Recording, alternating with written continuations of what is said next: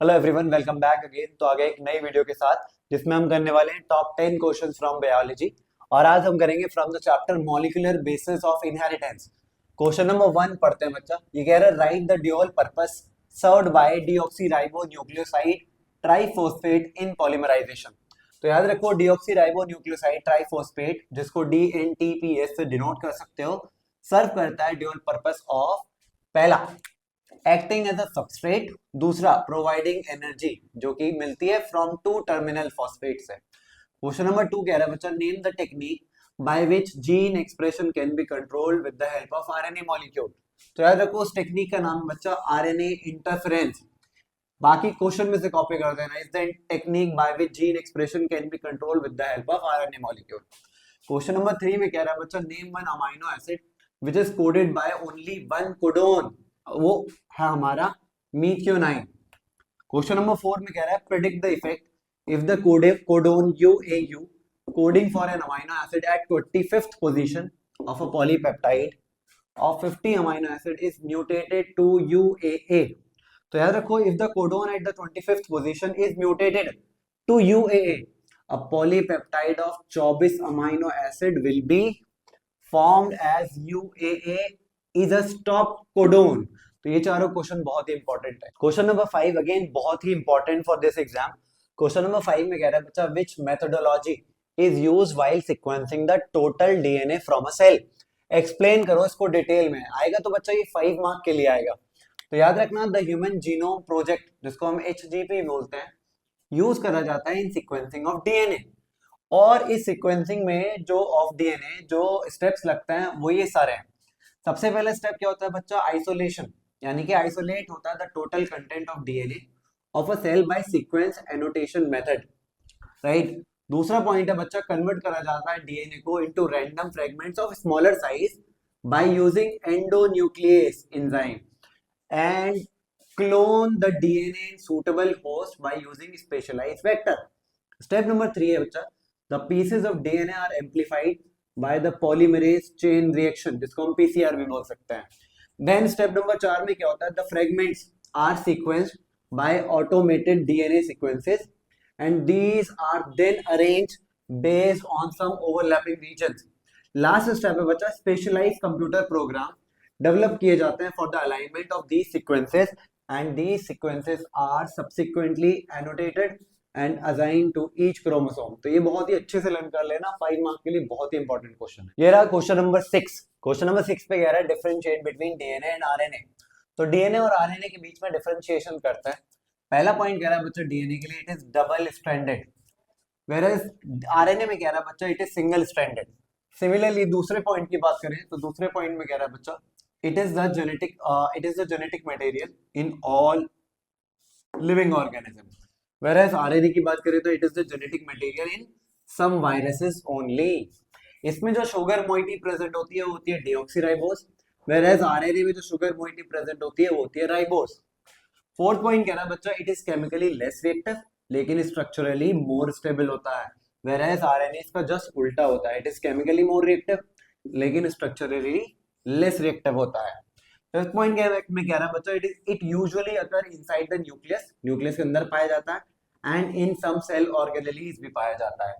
लेकिन इसका small amount of RNA occur करता है इनसाइड द न्यूक्लियस, लेकिन मेजर पोर्शन हमें मिलता है इसका साइटोप्लाज्म में। बात करें नाइट्रोजनस बेसिस की जो कि डीएनए में प्रेजेंट होते हैं, वो होते हैं adenine, guanine, thymine and cytosine. Whereas इसमें नाइट्रोजनस बेसिस जो होते हैं adenine, guanine, cytosine and uracil. अब आप मुझे कमेंट में इनका एक्सपेंडेड फॉर्म बता दो, दोनों का, डीएनए का और आरएनए का। Coming to question number 7 and 8।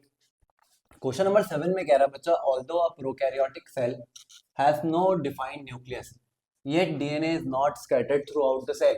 तो याद रखना बच्चा प्रोकैरियोट्स लैक करते हैं defined nucleus, however the DNA is not scattered throughout the cell.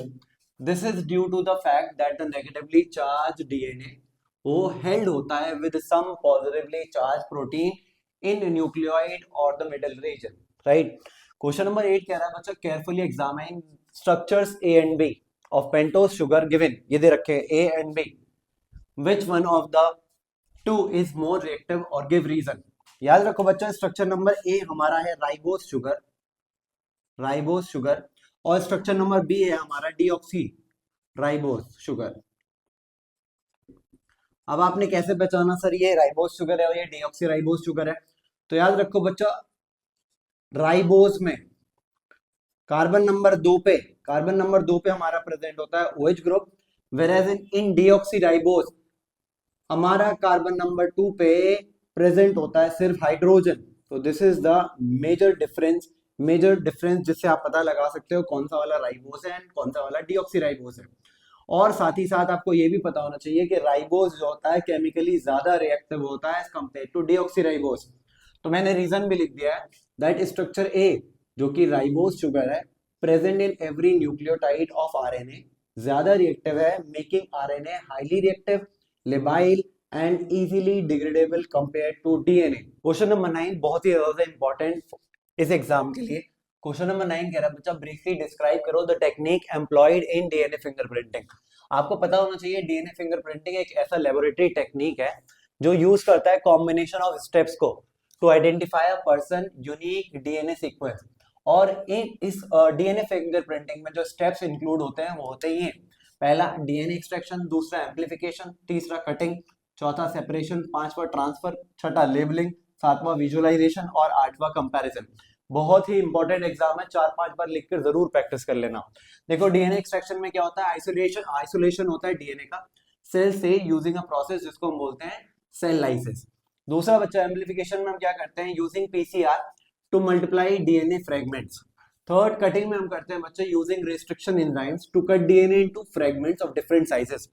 चौथे वाले सेपरेशन प्रोसेस में हम करते हैं using gel electrophoresis to separate DNA fragments by size. चौथा है बच्चे ट्रांसफर, जिसमें हम ट्रांसफरिंग करते हैं डीएनए का to a membrane using Southern blotting. छठा है labelling, using label DNA probes to identify specific sequences. Seventh है बच्चा विजुअलाइजेशन, तो कौन सी टेक्निक यूज करी जाती है, using autobiography to visualise the results. आठवां है लास्ट स्टेप हमारा दैट इज कंपैरिजन, फिर कंपेयर करा जाता है डीएनए सीक्वेंस को to known samples to generate a genetic profile.